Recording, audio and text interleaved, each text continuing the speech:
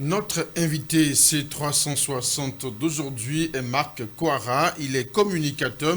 Avec lui, nous allons parler donc de la situation au Mali, des acteurs politiques, des partis politiques qui ont tenu une conférence de presse samedi dernier au Mali pour dénoncer, selon eux, dénoncer donc l'exclusion ou la soustraction de certains partis politiques, puisque alors aujourd'hui au Mali doit commencer des concertations nationales. Alors, Marc Kouara, bonjour. Bonjour mon cher ami, bonjour à toute l'équipe technique Merci de d'être la venu. C360. Alors je le disais, la phase nationale des concertations sur la réforme de la charte des partis politiques débute aujourd'hui, lundi, au Mali. Et des responsables des partis politiques ont tenu une conférence de presse samedi dernier pour s'insurger, selon eux, contre une tentative de dissolution des partis politiques. Un meeting qui s'est tenu à la maison de la presse. Ces responsables ont exigé le respect de la Constitution, des lois, du pluralisme des partis politiques, le pluralisme démocratique, l'inclusion et non l'exclusion.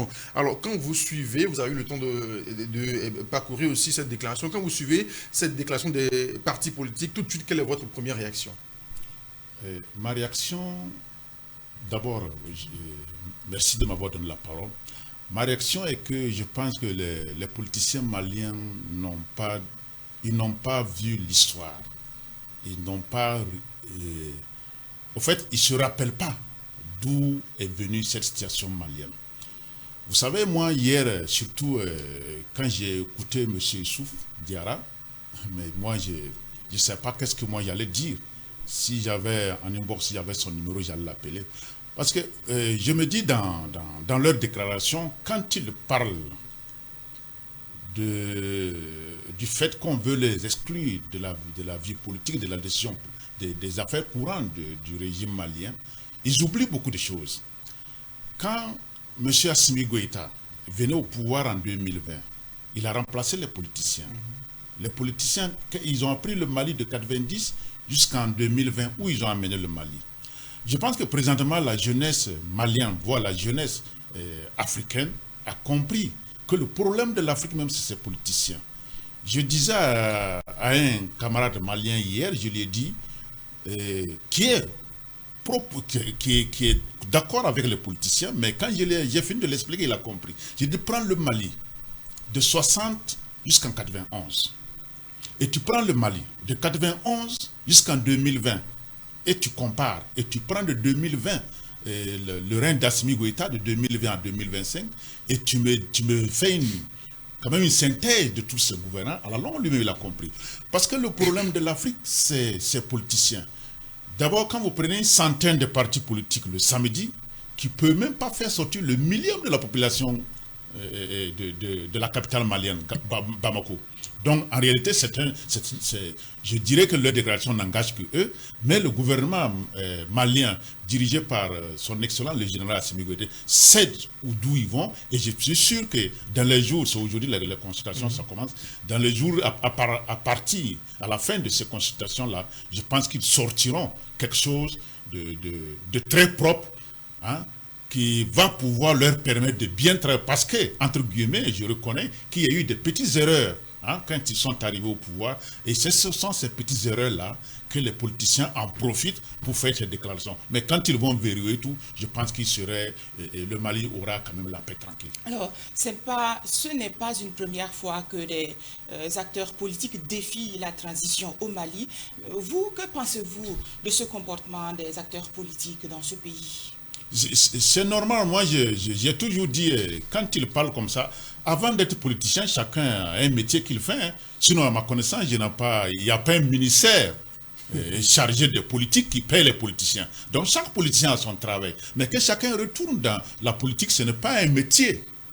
Donc moi je les ai suivis, mais je pense que à l'instant T, la jeunesse malienne même, qui est à côté aussi, suit de près. Nous sommes ici, nous soutenons le Mali parce que nous sommes dans le même espace. Nous sommes dans le même espace, l'espace AES, nous les soutenons et nous les suivons de près. Et je pense que ce qui se passe au Mali nous regarde encore de plus et nous avons au moins un mot à dire là-dessus. Vous avez souligné un aspect important, la jeunesse qui suit cette situation de près et la jeunesse qui est même d'ailleurs d'accord pour cette dissolution. Est-ce que tout cela ne va pas constituer provoquer, entraîner une situation délétère au Mali? Non, je ne le pense pas. Je ne le pense pas parce que je pense que leur sortie le samedi passé, quand même, donnera de mille à moudre à la transition parce qu'on les a permis de le faire et voilà pourquoi ils l'ont fait. Mais la jeunesse a compris. Il ne peut plus manipuler les gens aujourd'hui.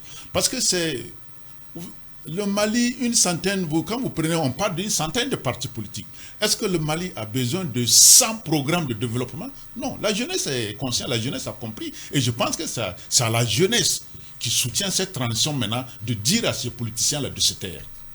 Alors, l'autre chose, il y a ces partis politiques-là. D'abord, les concertations de 2021, si je me trompe, disaient qu'il faut réduire les partis politiques à 3 ou 5 maximum. Et aujourd'hui, ces partis politiques-là disent, ils disent que ces concertations n'ont aucune légitimité. L'objectif aujourd'hui pour le Mali, c'est vrai qu'on a vu le Niger où les partis politiques ont été dissous et donc les assises qui l'ont provoqué au Burkina Faso, il n'y a pas encore de dissolution, mais ils sont suspendus. Alors, au Mali, est-ce qu'aujourd'hui, il faut vraiment une réduction de partis politiques?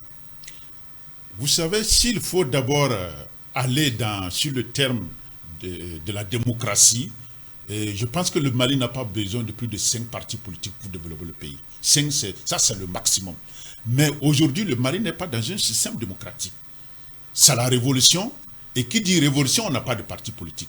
Je vous disais tantôt de voir, après les indépendances de 1960 en 90, bon, chose que je ne dirais pas que c'était une démocratie, je ne dirais pas qu'il y avait le multiparti, c'était les partis politiques, et les partis uniques d'ailleurs.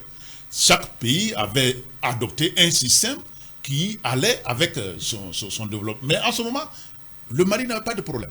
Il a fallu 90 avec le discours de la Bonne pour créer ce système de multipartisme. Je dirais à chaque fois, bon, moi j'ai toujours dit le colon a toujours une longueur d'avance sur nous. C'était pour encore nous manipuler qu'ils ont amené ce système de multipartisme, tout en sachant que l'Africain, nous sommes des gens, quand on nous dit quelque chose, nous travaillons à déborder. Est-ce que quand il parle de système démocratique, vous regardez les pays européens, la France d'abord qui est l'ennemi numéro 1 de l'espace AS, il n'y a pas plus de 100 partis politiques en France. Mais pourquoi c'est nous qui devons avoir une centaine de partis politiques? Mais pour revenir, puisque j'avais ouvert une parenthèse, pour répondre à votre question, je pense qu'aujourd'hui, le gouvernement malien sait très bien. Et moi, je suis sûr, j'ai discuté, vous savez, la CNAVC au niveau du Burkina et puis la jeunesse panafricaine au Mali, nous travaillons de symbiose, nous communiquons ensemble. J'ai échangé avec d'autres. Je sais qu'ils ont bien dit, comme vous l'avez dit, en 2021, il y a le pouvoir d'Assimi Goïta a fait des ouvertures. Et c'est ces ouvertures-là. Partis politiques. Voilà. Et c'est ces ouvertures-là que les partis politiques-là en profitent aujourd'hui. Et je pense qu'aujourd'hui, comme vous l'avez si bien dit, avec le pays frère Niger eux, ils ont dissous les partis politiques. Ici, nous n'avons pas dissous d'abord, mais on les a suspendus. Et je pense que le Mali va emboîter le pas. Et on vous a suspendu, on ne dit pas que vous n'existez pas. Je pense que le mot suspendre quelqu'un et dire que la personne, ce n'est pas la même chose. Alors, l'autre chose, depuis la tenue des concertations, les partis politiques ont attendu la veille du démarrage donc des concertations sur la réforme de la charte des partis politiques qui s'ouvre aujourd'hui et qui prend fin le 29 avril prochain pour sortir. Et ça se tiendra donc au Centre international des conférences de Bamako pour faire cette sortie-là. Est-ce que cela aura un impact sur la tenue des différentes concertations qui démarrent aujourd'hui? Non, je vous assure tout de suite qu'il n'y aura pas d'impact parce que vous savez, il y a une main derrière. Ils sont manipulés, ces politiciens-là sont manipulés par une main invisible que nous ne maîtrisons pas. On ne sait pas d'où vient cette main invisible. Mais pour nous, nous le savons, c'est l'impérialisme international. C'est l'impérialisme qui les finance et qui sont derrière pour non seulement faire peur au régime malien, mais vous avez suivi la dernière fois, le général Modibo a si bien dit, aucune influence ne peut leur faire peur. Ils n'ont pas peur de quelque chose, ils ont pris une décision pour la souveraineté totale du Mali. Et je pense que non, la sortie des politiciens n'aura aucun impact sur le déroulement des travaux. Et à la fin, vous aurez un papier bien clair, déterminé, et le Mali va avancer comme les deux autres peuples frères. À ce moment, vous disiez que voilà, des partis politiques qui ne sont pas d'accord pour leur dissolution. Il y a aussi la jeunesse qui soutient la tradition en place. Je vous pose la question, je vous repose la question, pardon. Est-ce que cela ne va pas aussi créer une crise entre deux générations? Il y a déjà une crise entre deux générations, parce que cette génération actuelle a compris qu'il s'il s'assoit, le pays va à la dérive. Donc il y a déjà une crise entre les deux blocs. Parce que vous savez, les anciens politiciens, quand vous prenez les gars tels que Moutaratal, c'est des gens qui ont travaillé avec le général, paix à son âme, Moussa Traoré. Donc il y a une crise de confiance déjà qui existe entre les deux générations, et je suis sûr que la jeunesse malienne aujourd'hui ne va pas leur suivre. Sauf ceux-là qu'ils vont essayer de leur payer, mais consciencieusement, ils comprendront que ils n'auront leur salut que dans l'AES et à travers l'AES, le général Assimi Goïta. Alors maintenant, quelles doivent être les actions et les résolutions du gouvernement en place? Me concernant en tant que sahélien et suivant de près ce qui se passe au Mali, Burkina, Niger, nous sommes un même peuple. Et moi, je pense qu'au sorti de ces assises-là, il faudrait quand même que les erreurs qui ont été écrites sur la charte en 2021 et revues la dernière fois soient corrigées. Et ensemble, moi j'ai toujours dit qu'il faudrait que les trois États travaillent de symbiose ensemble. Moi j'avais dit la dernière fois que la dissolution la suspension des partis politiques au Niger, j'avais dit à un ami, membre de la CNAVC, que nous, dans les mois, voire les jours qui viennent, nous verrons aussi un impact sur le Mali.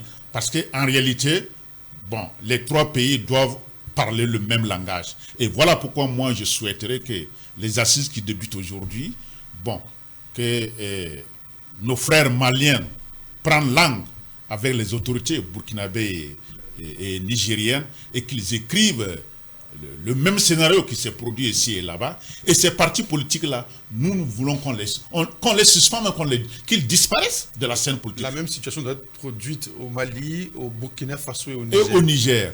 Parce que nous sommes dans une révolution, nous sommes dans une dynamique de reconquête de nos territoires envahis par des envahisseurs que j'ai l'habitude de dire que je ne sais d'où ils viennent. Mais nous savons que c'est l'impérialisme international qui est derrière ça.